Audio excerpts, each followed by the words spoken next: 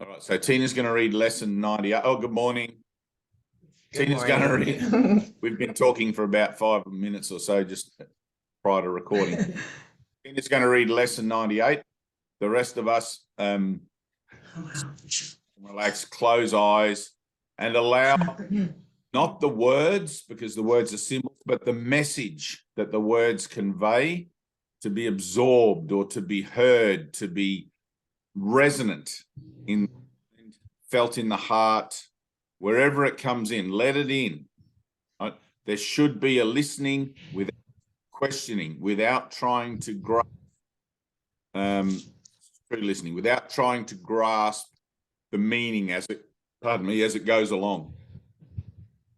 Okay, it's like when you have a conversation with someone and they're telling you something, and all of a sudden you grab onto part of what they're telling you and you start thinking about that, and then you're actually missing the rest of what they're telling you. And you kind of like end up saying, oh, sorry, I lost track of what you were saying there or something. You know? So in the idea of then listening, just try to keep the mind open and trust that it's not the conceptual mind that is hearing this. That's not what it's intended for. It's intended for the Christ mind, where the error seemed to have occurred. And it goes in and it does what it needs to do there. And the conceptual mind, the ego mind, or the mind that we're retraining to be more Christ-like, gets the result of that through being able to witness to it in their own experience, in its own experience, giving it credibility and validity, etc. Hey, we got Bernadette. That was a good swap out. Bernadette, you know, whatever her name was for Bernadette. How would you know? 2 on the bench, 1 shall be chosen. There he is. Sitting in front of Ozzy Osbourne. That's cool. We love you, Bernadette. All right, so just for Bernadette, Tina's going to read lesson 98, and we're just going to listen without questioning, without analyzing, without everything, and just let it in. Okay. Oh, you have the pharaohs and everything up there on the wall.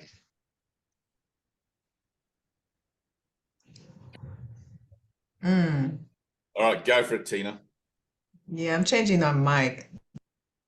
Oh. Can you hear me? Yeah. Okay. All right. You're fine.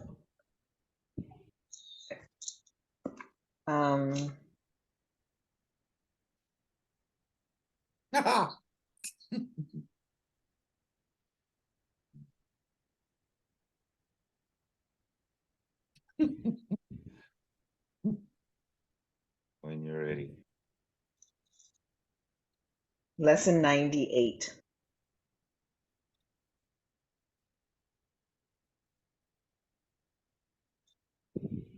I will accept my part in God's plan for salvation.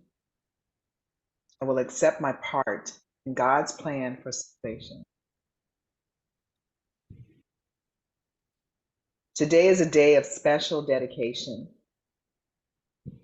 We take a stand on but one side today. We side with truth and let illusions go. We will not vacillate between the two, but take a firm position with the one.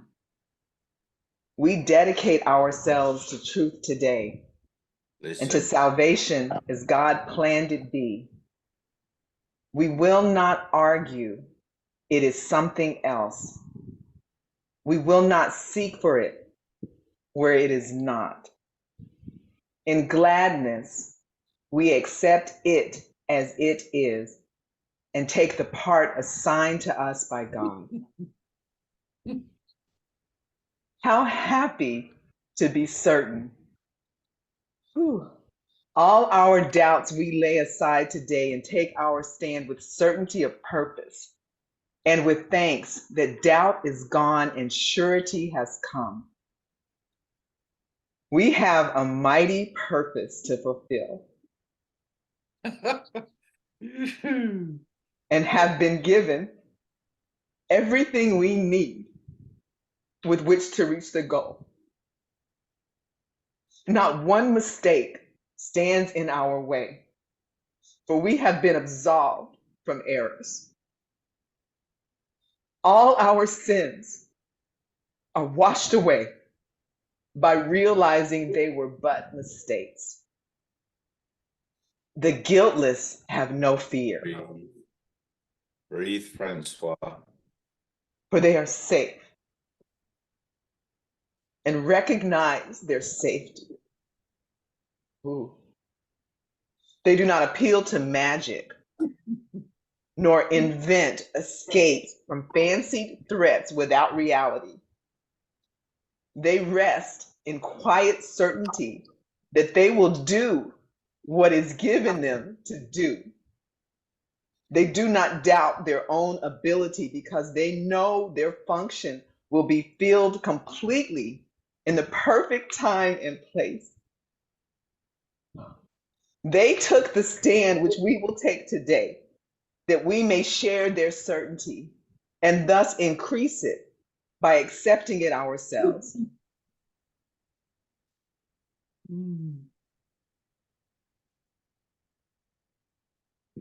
They will be with us. All who took the stand we take today will gladly offer us all that they learned and every gain they made.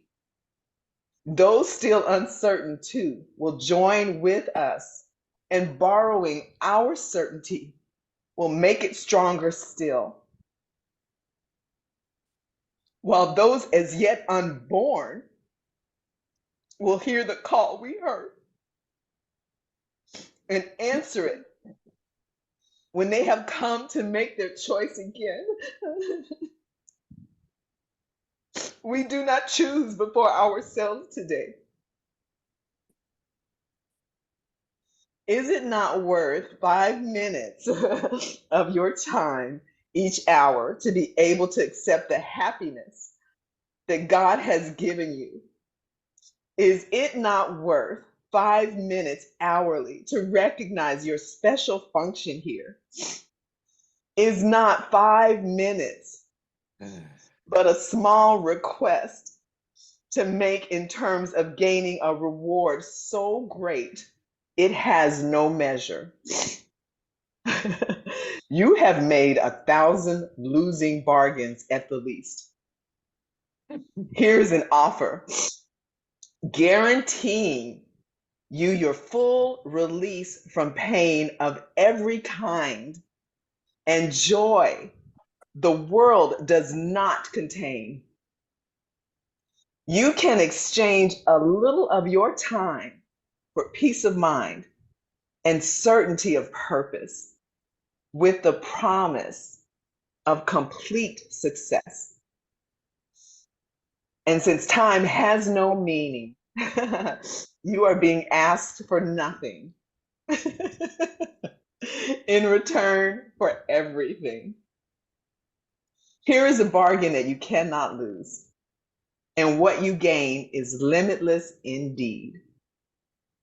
Each hour today, give him your tiny gift of but 5 minutes. He will give the words you use in practicing today's idea the deep conviction and the certainty you lack. His words will join with yours and make each repetition of today's idea a total dedication made in faith, as perfect and as sure as his in you. His confidence in you. Listen. His confidence in you will bring the light to all the words you say. And you will go go beyond their sound to what they really mean.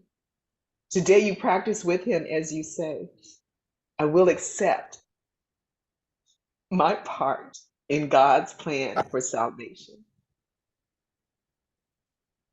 In each 5 minutes that you spend with him, He will accept your words and give them back to you all bright with faith and confidence, so strong and steady.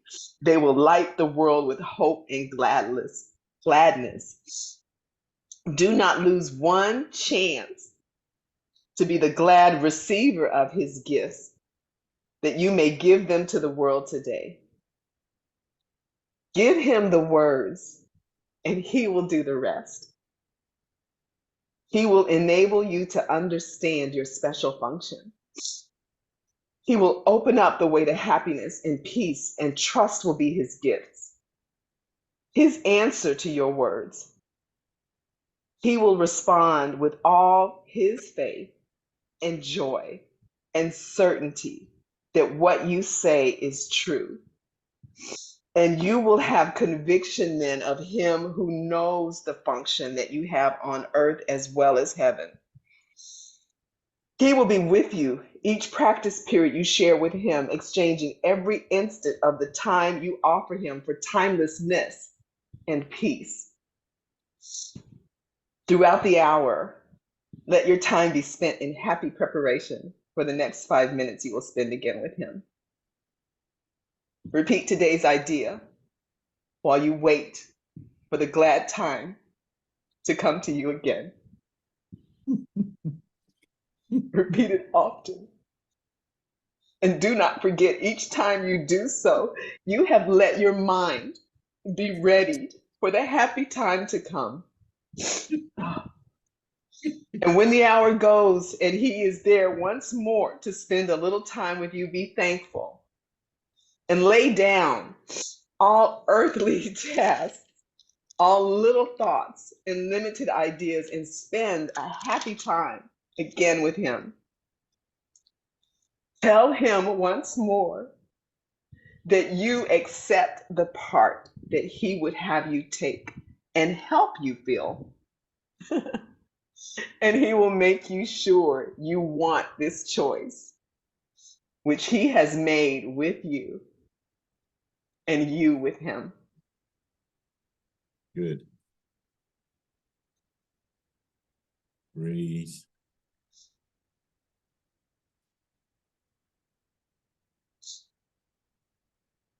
You hear these words in your heart, through the ears and straight into the heart. Some parts resonate like a beautiful orchestra, and they're just the words that you want to hear. They're the words that you're desperate to hear. There's no other book you pick up and you read that has these kinds of words. I mean, other spiritual books, sure, but in general. I've often had people say to me that they've never heard anyone talk the way I talk. They've never heard anyone speak of what I speak of. And yet the words that I talk and that I speak of, they're not really my words. I, as the Dave, as this entity, as this being on this planet, has no clue about salvation. But in my willingness to simply say yes to something that I don't understand, to say yes to something that's beyond physical, beyond human comprehension, something else happens.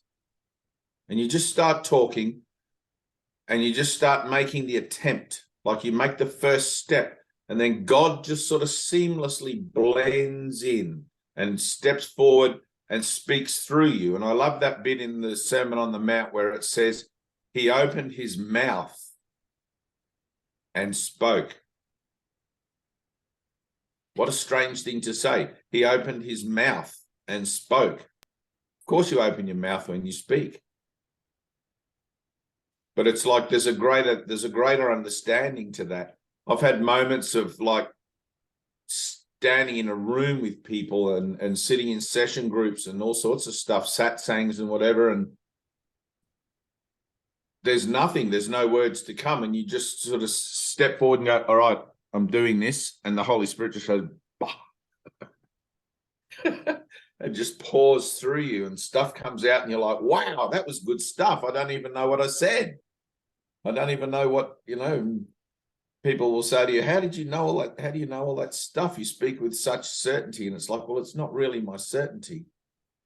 I have a certainty about it in that I am the witness, and what you witness to, you can't deny.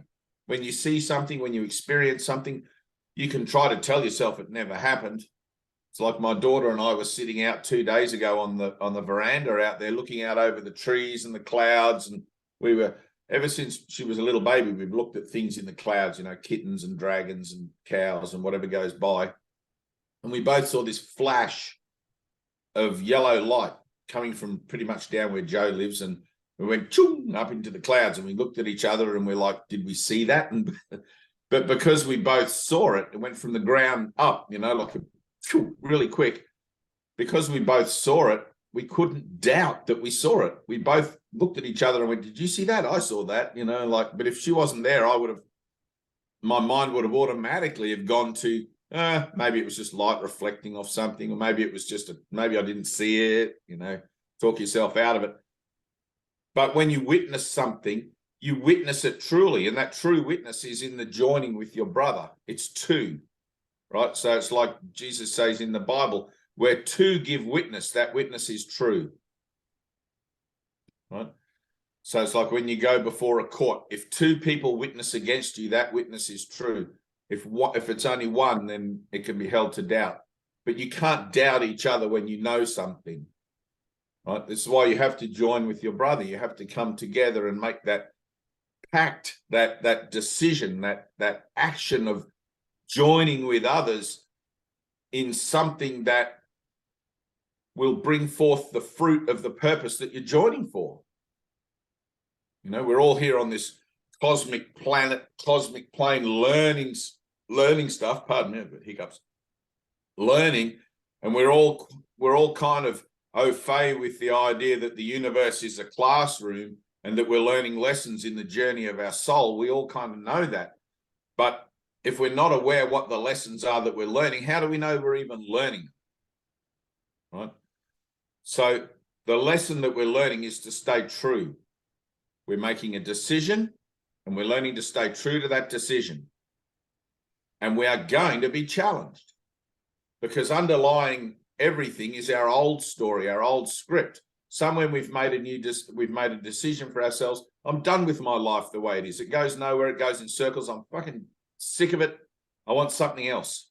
And then boom, Jesus drops in, or Buddha, or wherever you are in the world, some teacher will show up for you in some form that you'll be able to recognize, representing the something else, right? In our case, it was Jesus or the Holy Spirit, or whoever knows, I don't know. But that starts you on a whole other thing, right?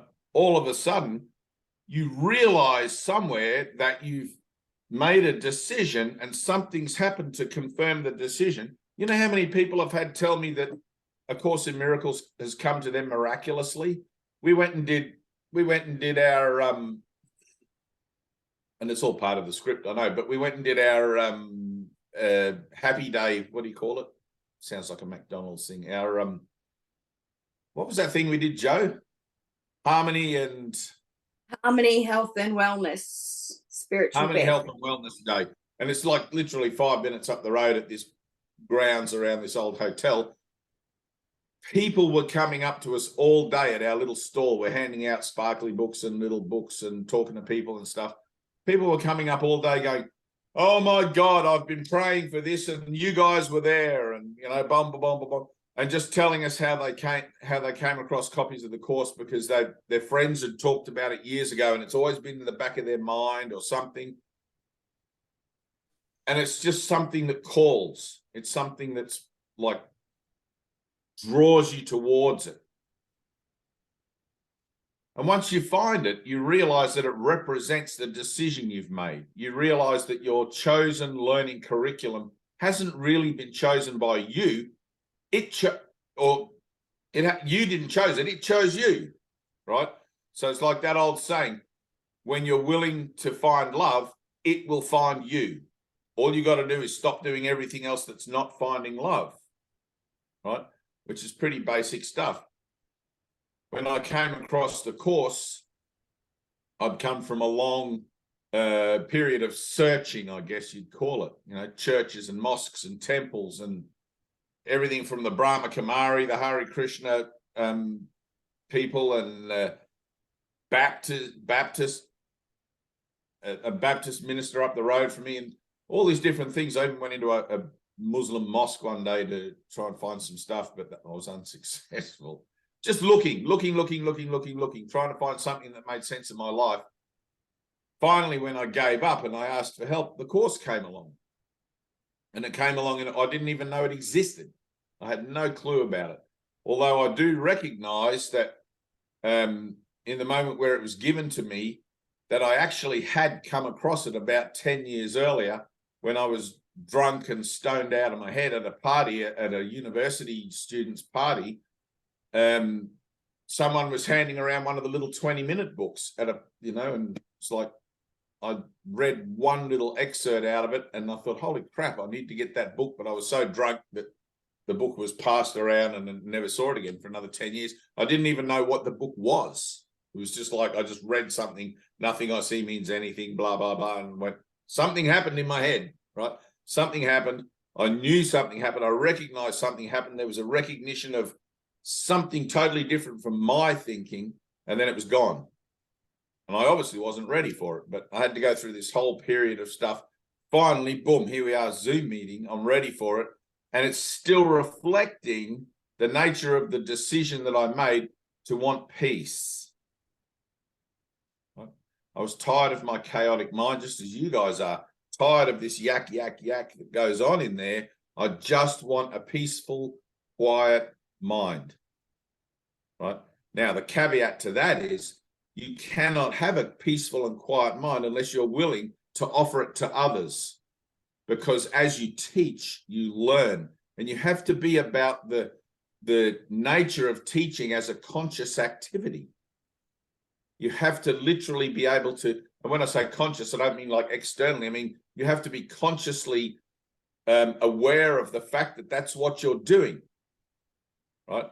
Because the cues and markers that show up in the world for you to be able to teach and therefore inject into that situation the opportunity to enlighten it are everywhere. But if you're not consciously aware of it yourself, you're going to miss it. Right? The ego always speaks first. And so you'll be walking along and you'll bump into someone you know and you'll have a conversation. And they, of course, are going to represent the old way of thinking, that old time, or maybe not, maybe more people are waking up now and you'll meet other people and you'll just join in high fives.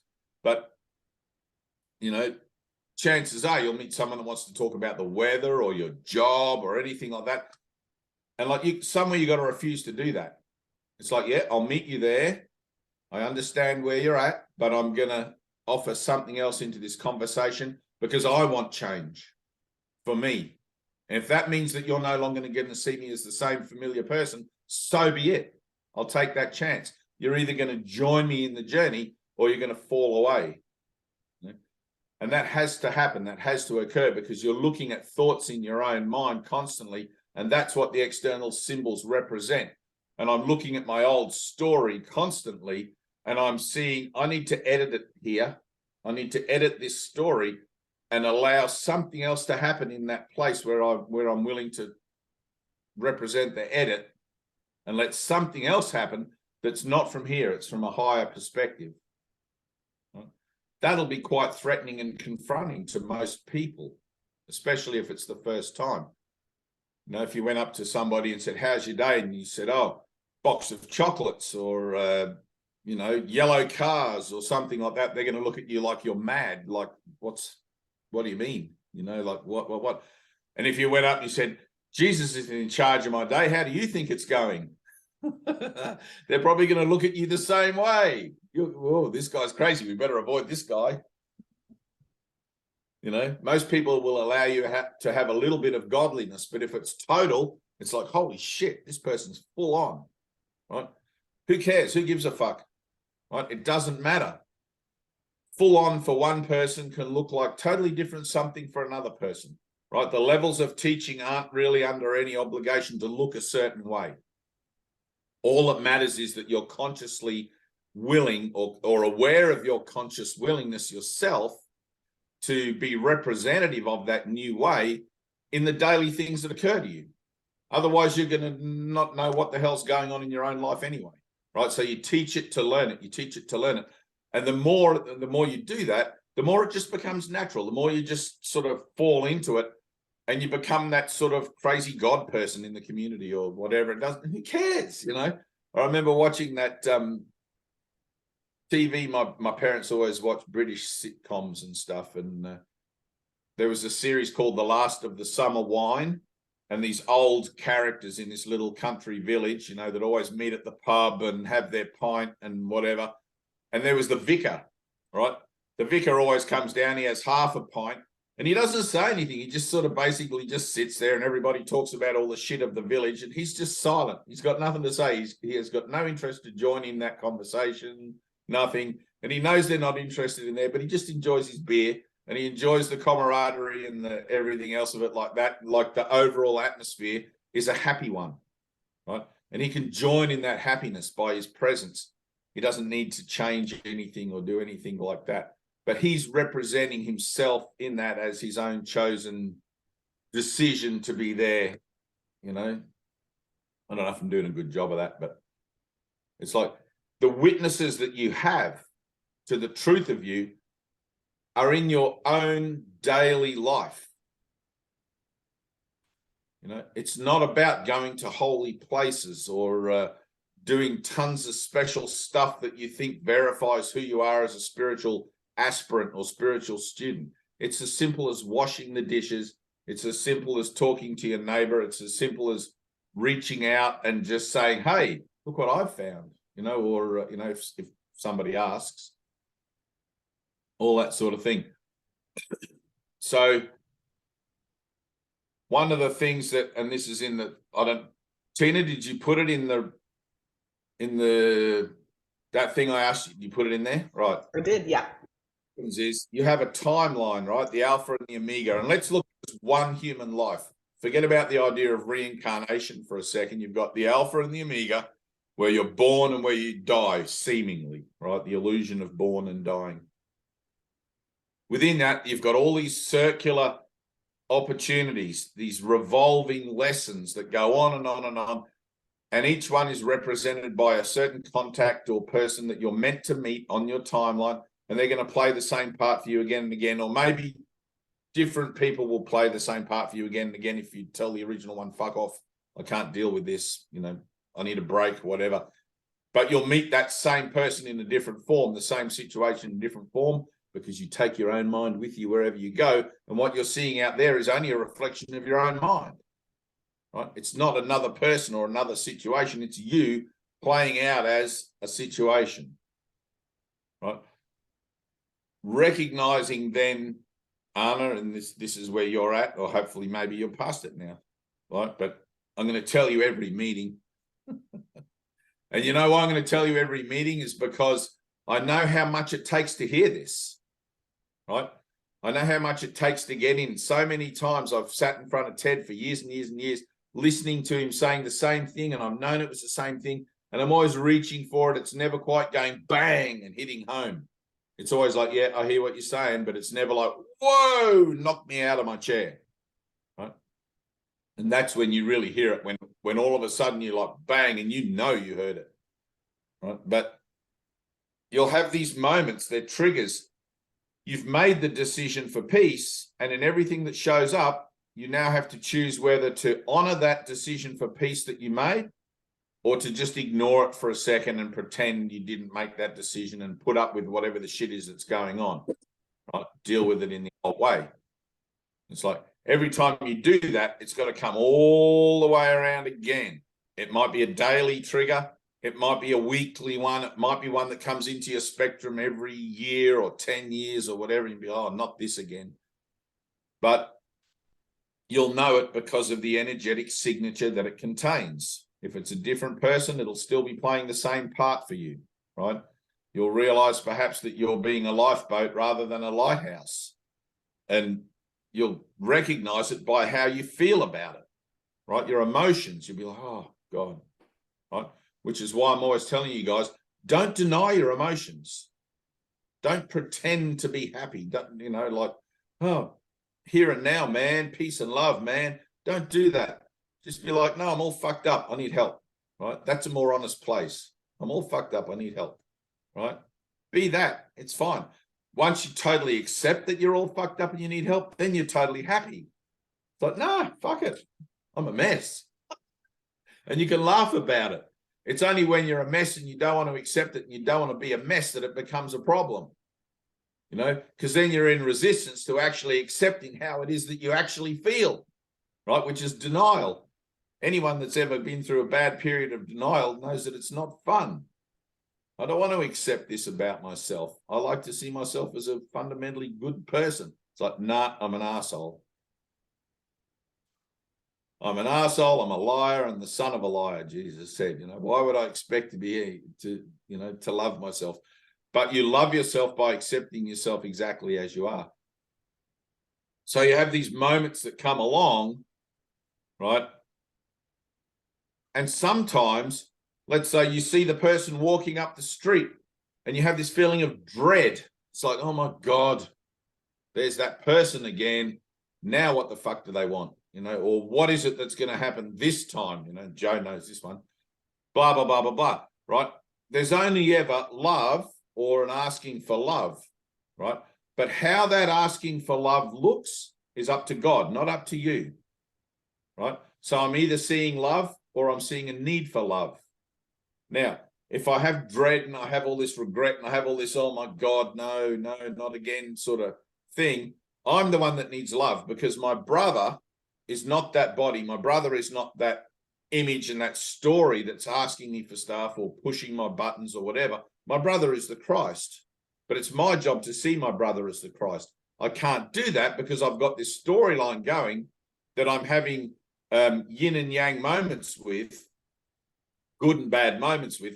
And when you choose for peace, it's always that you're going to recognize initially the bad moments that draw you out of it, right? The bad moments are more obvious where it is that they pull you out of your state of peace because they're much more conflictual. And the happy moments or the good moments about that person or situation, you're going to say, well, why would I be concerned about that pulling me out of my state of inner peace, right? But inner peace is here. Yin and yang is here. My job is to stay here. My job is to find the happiness that comes with being perfectly peaceful, like the Dalai Lama or the Buddha, right? If you were to look at the example of Jesus, people always think of Jesus as loving and kind and all of that, but I don't know biblically whether they particularly think of him as perfectly peaceful. I mean, he made a whip of cord and flogged the poor old merchants in the temple and turned over their tables. And, you know, he berated Peter a lot and told him off and did all sorts of stuff, you know. But so you kind of don't get that overall sense of, you know, and then in the course, Jesus says, I'm asking you guys to have more patience than I had. So there's an open and beautiful admission there from Jesus that, like, you know, and even in the text where he says, I cried at the persecution of the Jews in World War II. It's like, holy crap. Jesus has already transcended the realm, but yet still has an affinity with the emotional state that's possible within the world to be able to communicate with us. I mean, man,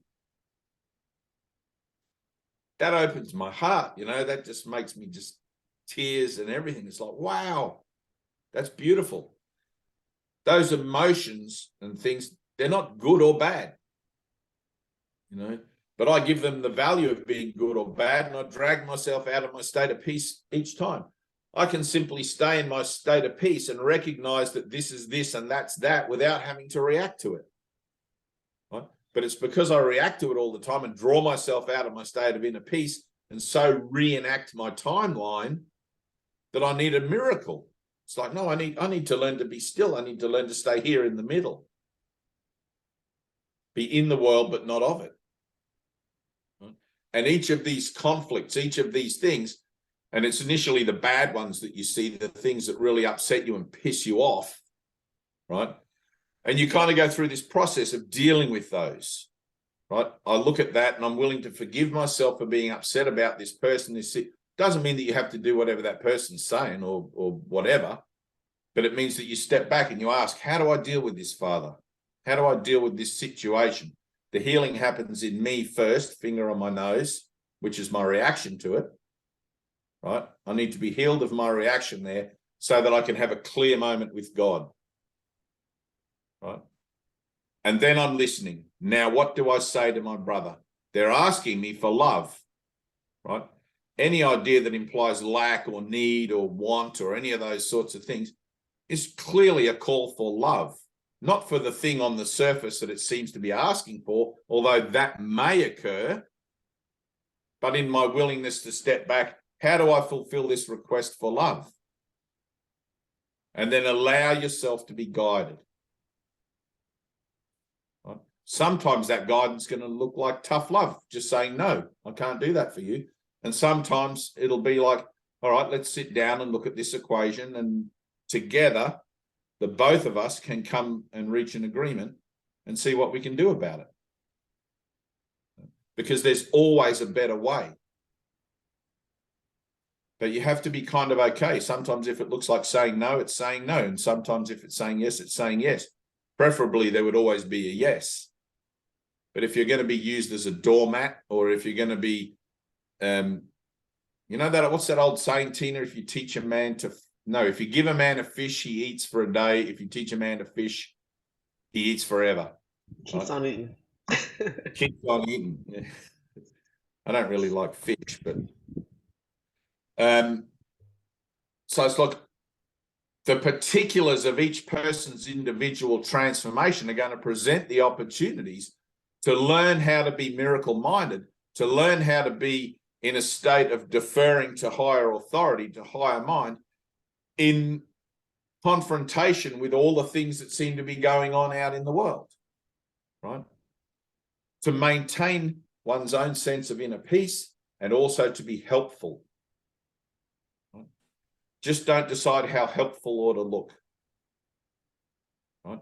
Let it be miraculous. Sometimes I've stepped back and I've been in one of those moments like, oh my God, I've got to face this. I've got to let it in. I've got to include it in as my own storyline here. It's teaching me a lesson, but I also, in the willingness to learn that lesson, I can't learn it until I'm willing to fulfill the obligation to the lesson, which is my saying yes to it. My saying yes to it might look like putting my hand up and going, sorry, I can't help you. It might look like the other hand, yes, I can help you. But one of my guiding, it's not really a rule, but when I meet people, I'm aware, and I'm just saying this for you guys, because you guys are in a process of being teachers or becoming teachers and all of this sort of thing, and the world has a great need for teachers and healers. But one of my guiding things is that I always try to bring people into my world rather than to join them back in theirs. And if I'm willing to allow myself in any conversation or situation to be guided by Spirit as to how that occurs, there'll be a moment, right? There'll be a moment. And if you look on this is a beautiful thing I found this morning, Snow White and the Seven Dwarfs. There's a post on, right, written by the original dear one, Charles Anderson. He wrote that. I don't know when he wrote it, but Sue Mayberry posted it up. And one of the things he says in there, and it's so beautiful, and it's probably explains it better than I can explain it, that because everything is God, everything is love, and it's only me coming to an awareness of that in my own self. If I don't carry that awareness with me throughout the day, I'm going to miss the obvious nature of the fact that everything is God, and I'm going to miss how that plays out. You know, it's like, have you got that, Tina, that Seven Dwarfs? Just bring it up, will you? Okay, let me find it. Yeah, I'll get it. I have it on my phone. All right, you get that up. Just the way he put it was so simple. I mean, I often think that I go all the way around the ballpark to get back to the, you know, try to gather everybody in. But everything's presented in symbols. Everything's presented in symbolic form. So, of course, your symbols are going to represent what it is that you choose to represent yourself. I'm either choosing to represent love or fear. That's it. Right? There's only love. There's only fear. That's it. There's not aspects of love or aspects of fear, although that may be how things show up as a specific aspect of fear, like jealousy or regret or any of those sorts of things. And I can deal with it there because that'll be a good way to reference whether I've actually been honest about my healing if I continue to see those aspects. But in general, it's love or fear, right? So if it's not love, it is fear. But only you can decide, only you can be honest, and this is where the honesty comes in, only you can be honest as to what it is for you. Just because something shows up for me and, you know, people call me all sorts of names all the time. It's like, you're a dickhead, you're an asshole, you're whatever it is and that. And it's like, yep, I'm all of those things. None of those things upset me anymore. I used to get all flustered when people would insult me and be like, well, what have I done? What did I say? You know, but it's not about what I've done or what I said. It's about the opportunity that being flustered or being upset about it brings. It's an opportunity to look at a trigger, an opportunity to heal something in me so that the next time, if that shows up again, it doesn't affect my peace of mind. I don't care about it. I'm just in the flow. Yep, no worries. Yes, wow, and thank you. And sometimes no. Did you find it? You're muted. It's on my timeline, on my... No, I found it. Do you want me to just share the screen? Yeah. You want to? Okay. Read it. No, just read This it is out. weird. I'm trying to find the whole thing. What do you want me to do? Just read it? Yeah, just read it out. Oh, okay. All right. Let me just... It's beautiful. I don't even Yeah, know it's sweet. It's really sweet. Yeah. Let me see if I can read and... So This you don't is mean it. you don't want me to share it? I can share it. You can share Okay, it if so you yeah, I'm gonna share it and read it. You can do, I think that'll be cool because it's kind of long. Nobody wants to hear me read that long. All right, let's see.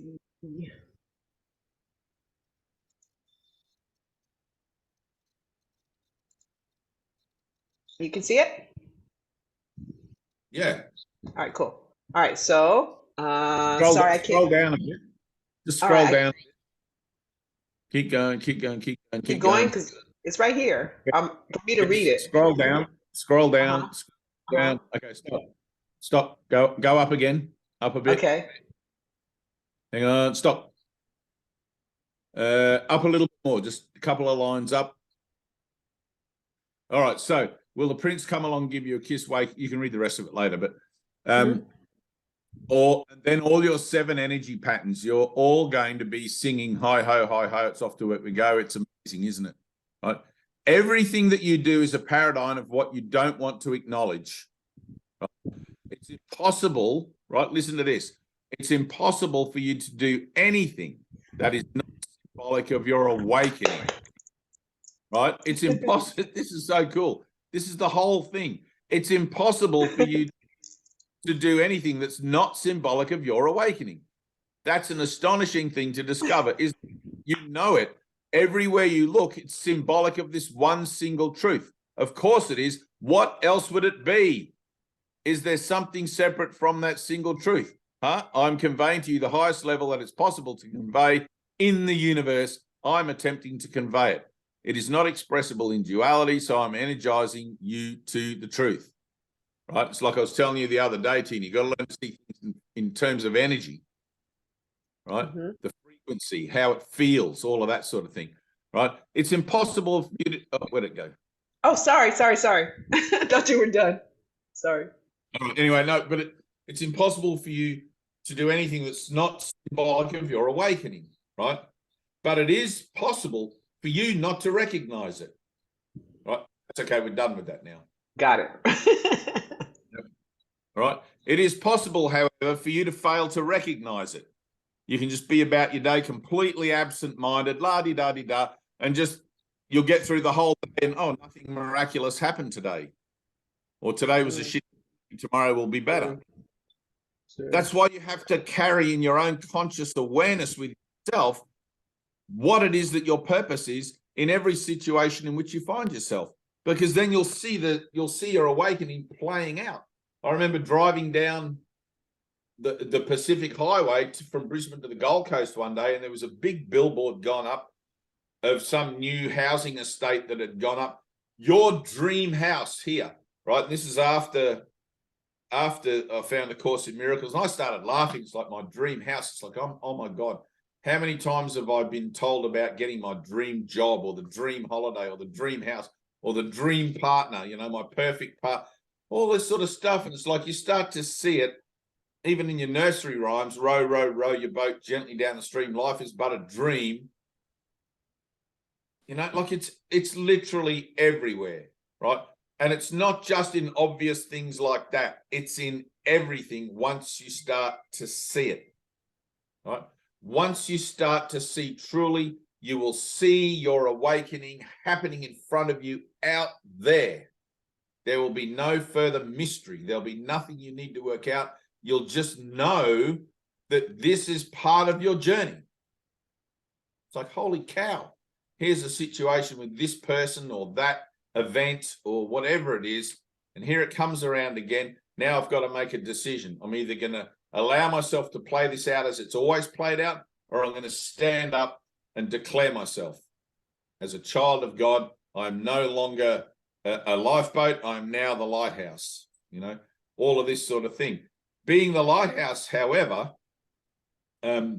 also comes with a kind of a responsibility that if you're going to shine your light for your brother and your brother's grateful for that light and wants to know more about the light, that you help them discover the light within themselves as well. Otherwise, it's kind of pointless, you know, like you've got so much to give. It's like, well, here, I'm going to be the lighthouse for you. I can see that we're doing this same old dance back and forth again and again and again. I keep meeting you in that dance in the same old way. I'm not doing that anymore. I refuse. But now I'm going to do this, right? I'm going to meet you in a different way, and we're going to start a different kind of journey together, right? Just the same as you guys joining me in this Zoom meeting, right? It's exactly the same thing. We're choosing to begin to learn how to see things differently and how to respond and react to things differently and how to listen to internal guidance with regards to how we deal with the things that show up out in the world. Right? If I just pick up my Course in Miracles book and think that I'll use my Course in Miracles book to respond to the things in the world, that's not it. That's for my undoing. That's no different to people that just want to bash you over the head with the Bible. The Bible says this, therefore you have to do this. No, that's not it. That's not it at all. Right? You're free, they're free, everybody's free. No one has to do anything a damn thing that anyone else says. But in the interests of salvation, we collaborate and we come together and we choose to have a single goal, which is inner peace, and we choose to serve it in spite of and in the face of everything in the world that seems to want to draw us out of that. Right? There's never an excuse for anger, never. There's never an excuse not to be peaceful in any given situation. We always choose not to be peaceful because a non-peaceful choice is still a choice. But because of the rapidity with which we are used to choosing and accustomed to choosing, we don't even recognize in most situations that we've chosen for it. It just seems to be, wow, that escalated quickly. How did we go from here to here? You know, like, I don't know what happened there, but I need a break from this argument or this situation, right? Whereas if I had carried my own awareness of my purpose with me into that situation in the first place, I would have stepped back amidst the turmoil of it or the whatever it is that's being presented and asked within myself quietly, right? There's nothing wrong in a confrontation or a situation with somebody and saying, hang on a minute, I just need to step back and consider how I want to respond to you. There's nothing wrong in saying something like that. You know, in American culture, in American Native American Indian culture, if somebody asks, and this is my Navajo friend told me this, I don't know if it's across all of the tribes, but my Navajo friend told me that in their culture, not so much the young people, but the older people, if they were asked a question, they would often not answer you for a good few minutes, right? It was seen as an insult to you if they did, because they weren't truly giving time to consider their response to give you their best answer. It was just off the cuff, right? Ego speaks first, same thing. And they would step back and they would really consider their answer before they gave it to you. And that answer would come from the wealth of knowledge of the whole tribe. It wouldn't just come from that immediacy of that situation being presented. It's like when I tell you guys stuff, it's like it comes from a rich history of my own association with the process of transformation, individual to me. Right? Individual to me. I'm not telling you that my transformation is your transformation, but I'm telling you it proceeds along the same lines as your transformation because of our common denominator, which is our decision to join in peace. That's it. We have a single purpose, and it's a collaborative venture. We all join in that peace. Right? But each of us decides what peace is. Right? But if peace is something that some days is more than another, or I have more awareness of it than in other days, that's not peace at all. That's just compromise. Right? Perfect inner peace is no compromise. I want it all the time, as deep as I can get it. Right? And that's where meditation, prayer, and everything comes in, and you begin to realize that, especially in the second half of the workbook, if you're doing those lessons properly, you sit there silently, and at first you can only hold your mind silently for like 10 seconds if you're lucky, 5 seconds, maybe less. And then you get to a few minutes, and then 10 minutes, and then 20 minutes, half an hour, whatever, and then it just doesn't matter. Your mind's just quiet. Right? All of a sudden your mind catches on. Oh, I see what you're trying to do here. Boom, and starts to do it. Right? Which is what happens in the AA program. They have this little thing, work the program until it works you. And it will.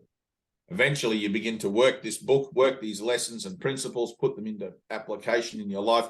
And then all of a sudden one day you realize, holy shit, I didn't even have to stop and think about that. It's me. Right? It's the retraining of my mind in action automatically.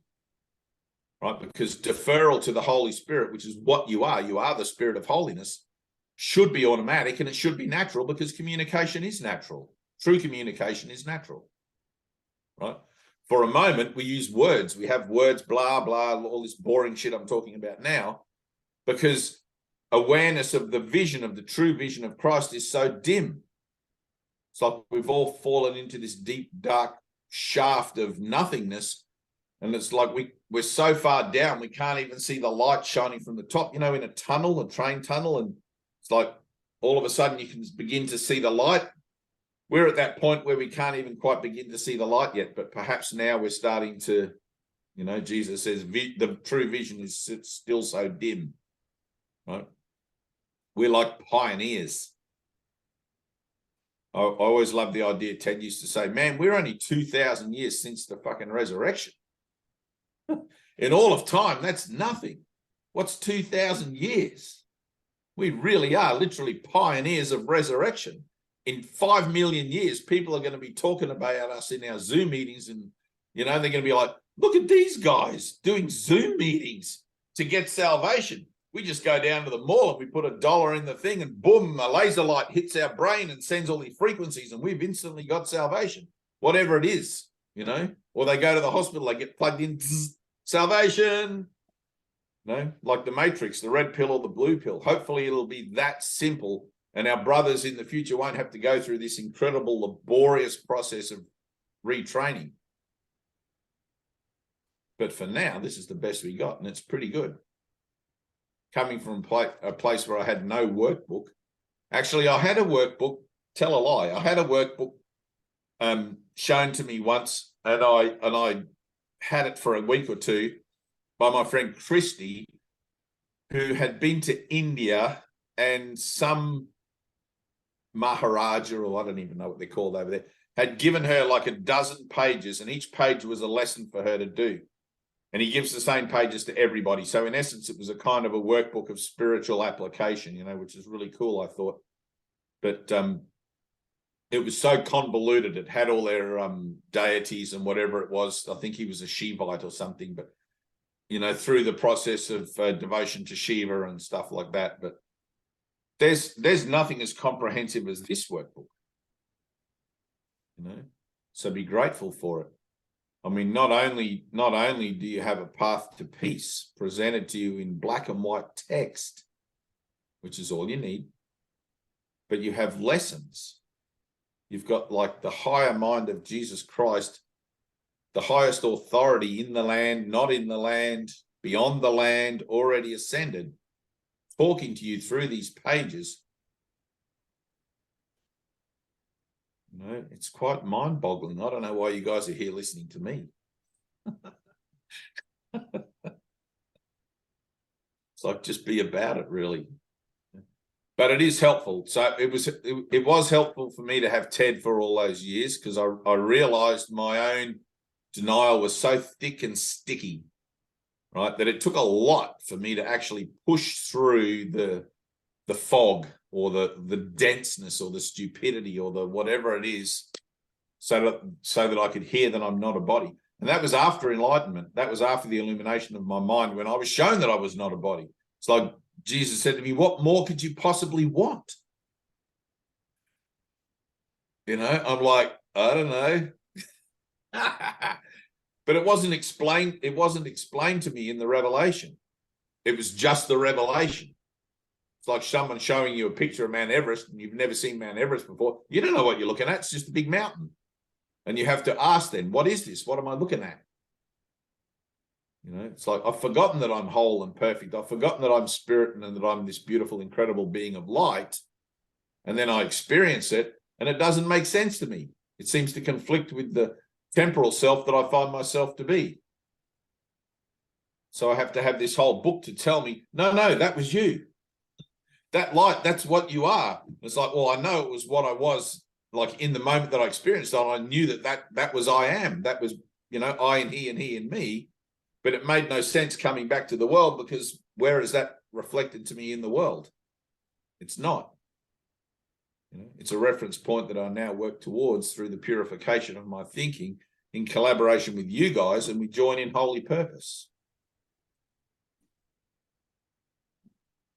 And it's a process. It's a process, one day at a time, one moment at a time. Here I am, Lord. What should I say? Where should I go? Who do you want me to talk to? All that kind of thing. Like, really set the ground rules for your day. Set that whole thing out. It's like, what would you have me be about today, Father? And then be prepared to listen to the guidance. Sometimes that guidance will be a feeling. Sometimes it'll be spoken words. Sometimes it'll be somebody else will come up and say something and you go, oh, you'll just know. You'll just know that's your guidance. So, Kevin, could you read lesson 12, please, out aloud? I got that earlier and I was supposed to tell you a little bit earlier on, but lesson 12. Same as before. So when Tina was reading before and I said to you guys, just listen, don't try to think about what's being read, just listen, let it permeate. Same thing again, Francois, especially for you. Okay. So in essence here, Francois, Kevin is reading to you. The rest of us don't exist. Okay. And you're going to hear it for Kevin, right? You're going to be Kevin's gift to himself. Just breathe. Okay. Lesson 12. I am upset because I see a meaningless world. The importance of this idea lies in the fact that it contains a correction for a major perceptual distortion. You think that what upsets you is a frightening world, or a sad world, or a violent world, or an insane world. All these attributes are given it by you. The world is meaningless in itself. These exercises are done with eyes open. Look around you, this time quite slowly. Try to pace yourself so that the slow shifting of your glance from one thing to another involves a fairly constant time interval. Do not allow the time of the shift to become markedly longer or shorter, but try instead to keep a measured, even tempo throughout. What you see does not matter. You teach yourself this as you give whatever your glance rests on equal attention and equal time. This is a beginning step in learning to give them all equal value. As you look about you, say to yourself, I think I see a fearful world, a dangerous world, a hostile world, a sad world, a wicked world, a crazy world, and so on, using whatever descriptive terms happen to occur to you. If terms which seem quite positive rather than negative occur to you, include them. For example, you might think of a good world or a satisfying world. If such terms occur to you, use them along with the rest. You may not yet understand why these nice adjectives belong in these exercises, but remember that a good world implies a bad one, and a satisfying world implies an unsatisfying one. All terms which cross your mind are suitable subjects for today's exercises. Their seeming quality does not matter. Be sure that you do not alter the time intervals between applying today's idea to what you think is pleasant and what you think is unpleasant. For the purpose of these exercises, there is no difference between them. At the end of the practice period, add, but I am upset because I see a meaningless world. What is meaningless is neither good nor bad. Why then should a meaningless world upset you? If you could accept the world as meaningless and let the truth be written upon it for you, it would make you indescribably happy. Because it is meaningless, you are impelled to write upon it what you believe, what you would have it be. It is this you see in it. It is this that is meaningless in truth. Beneath your words is written the word of God. The truth upsets you now, but when your words have been erased, you will see his. That is the ultimate purpose of these exercises. 3 or 4 times is enough for practicing the idea for today. Nor should the practice periods exceed a minute. You may find even this too long. Terminate the exercises whenever you experience a sense of strain.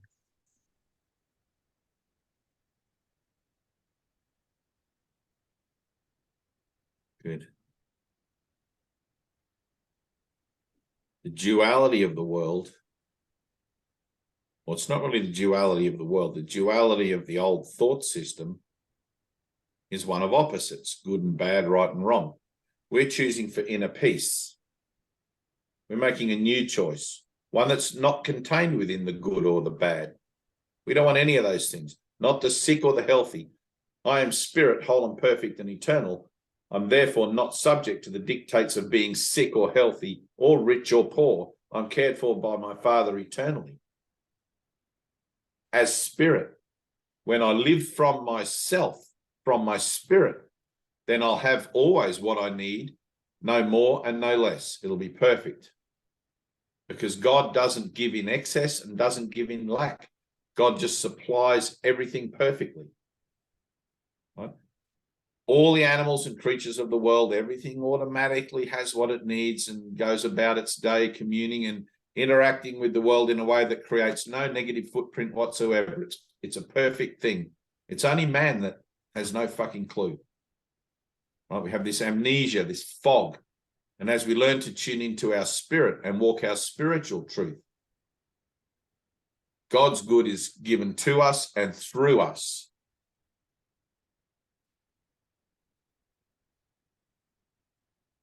All of that good and bad, right and wrong, mine and yours, better and worse, it has to go and allow guidance from on high to be that which we use to navigate the situations and events that confront us in the world. We're not here to be pushed around. We're not here to be taken for granted. We're not here to be anything. We're here to represent. That's it. If those who you represent to don't want to hear it, dust off your sandals and move on. Dust off your sandals and move on. Don't let the dead wood grip, Don't let the dead wood hang on to you, because you'll end up dragging it around with you. And you'll wonder how come your spiritual good isn't becoming manifest. It's because you're still holding on to something that doesn't fit the mold anymore. You're still holding on to something of the world. You got to give up the world. You got to let it all go and be free. Live from your freedom in each and every moment. Freedom is your God-given expression. It's your God-given right. God created you free, not as a slave. You are a servant to no man, but you are a servant to all men.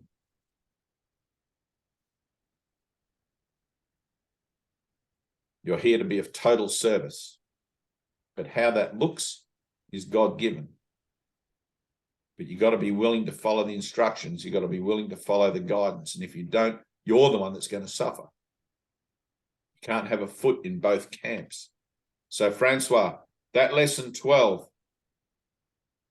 I want you to read that lesson, right? Because of the discussion we've had in our messages.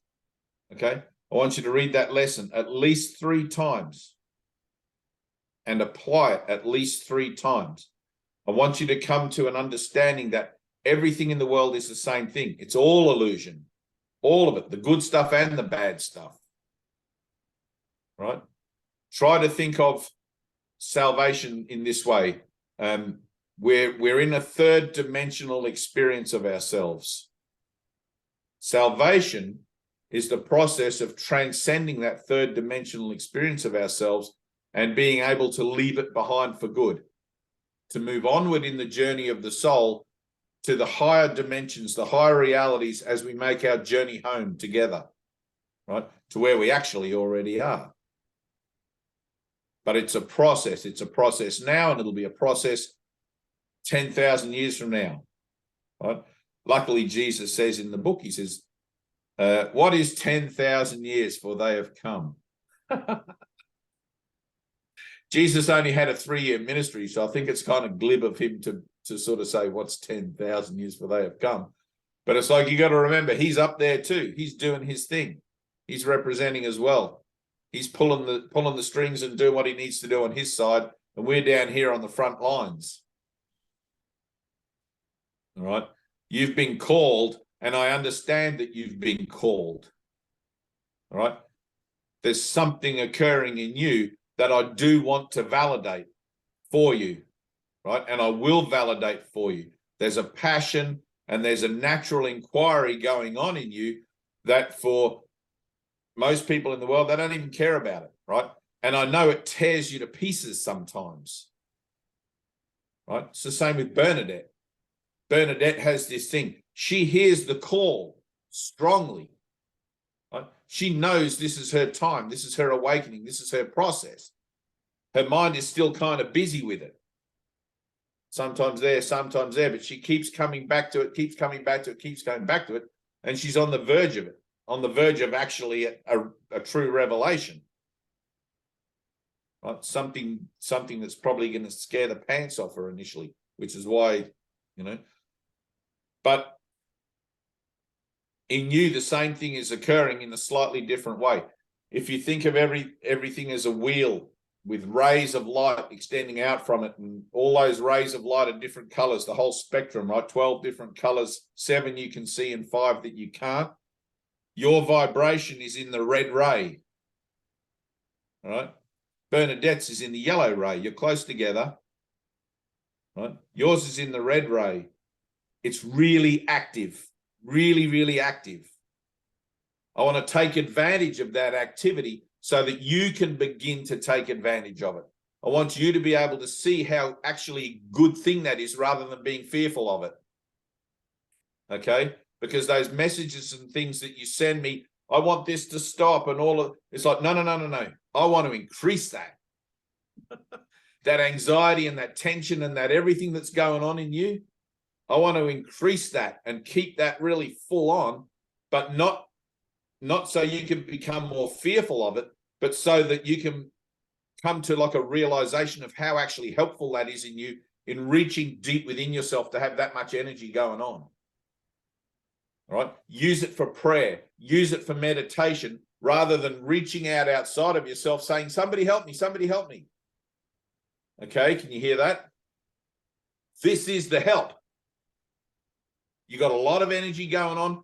Use it to get in touch with Jesus. Use it to get in touch with the Holy Spirit. Bernadette, the same thing. Right? Bernadette, when you feel the need to externalize, go within. Right? You're so close, I can taste it. It's like Tina the same. Right? Anna the same. You guys have been working with this with me and doing your own thing with it and stuff for a long time now. And it's like, I know I've had a joining with Bernadette, a true one, and I know I've had one with Tina. I know I'm having one with Anna right now. Oh. Like that. Right? Same thing with you, Francois. Okay? It's your own awareness of it that is going to hook you. It's your own awareness of it that's going to actually bring you into the inner sanctum, if you like, of your own sense of self. And you can be like, aha, I got it. Right? There'll be a click. But you're still kind of on the outer, looking in, going, why is this happening to me? Right? Why am I like this? It's like, firstly, that's not the real you that's happening to, and it's not the real you that you're like this. All right? It's just energy. Once you learn to use it, once you learn to identify it for actually what it is and learn to use it for what it's actually for, it's like that thing we read from the 7 Dwarves. You'll see it as part of your awakening actually trying to occur to you. I wouldn't be surprised if you burst into light right now. You've got so much stuff going on. But just let go, literally. Ready?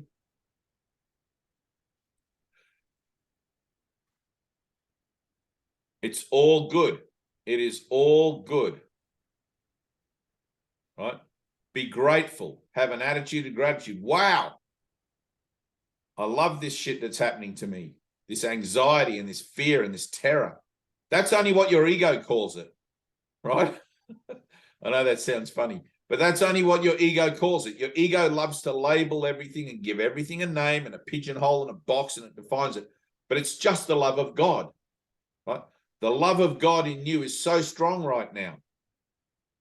Just let it be that, and don't give it a name as something else. And you're just gonna like burst right open.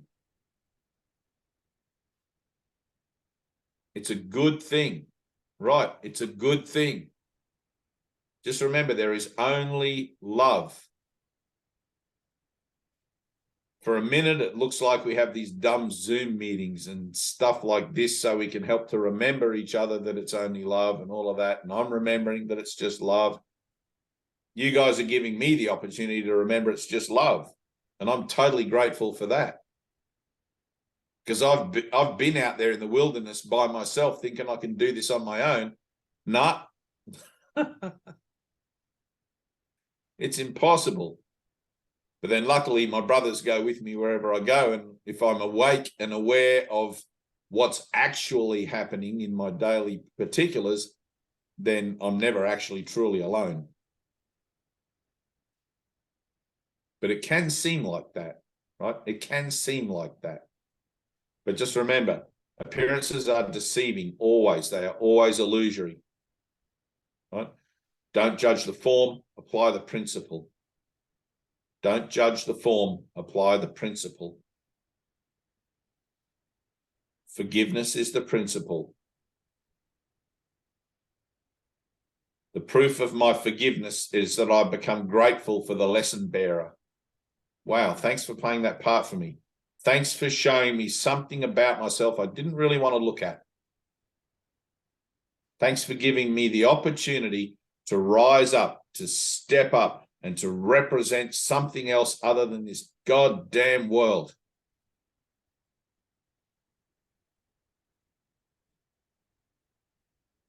You're going to be a profound teacher, Francois. You've got the energy for this. You are going to be profound, prolific, and all of those sorts of things. It wouldn't surprise me if you traveled the world and had thousands of followers and all that kind of stuff.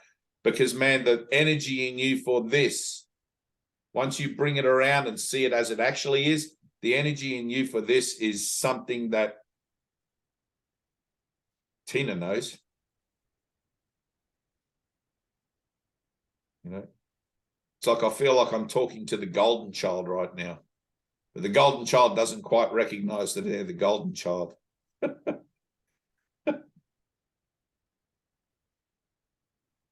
It's really beautiful. What's happening to you is really beautiful. I know it can be terrifying, but we're here to tell you, don't worry about it. Don't be fearful. Just go with it, feel it, let it happen, and learn the principles of processing, right? Tina will help you with that. She'll help you with breathing through. She'll help you with releasing, all right? She'll help you because she needs to teach that for herself. You will be her gift of that.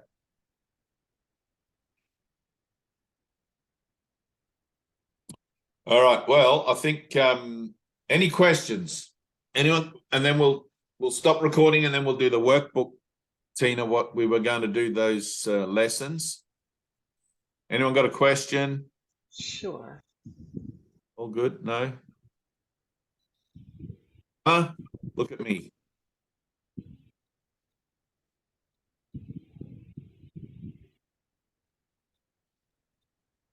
There. Ready? Look at me again. Just breathe. Let it in. Let it in. Don't analyze it. Let it in.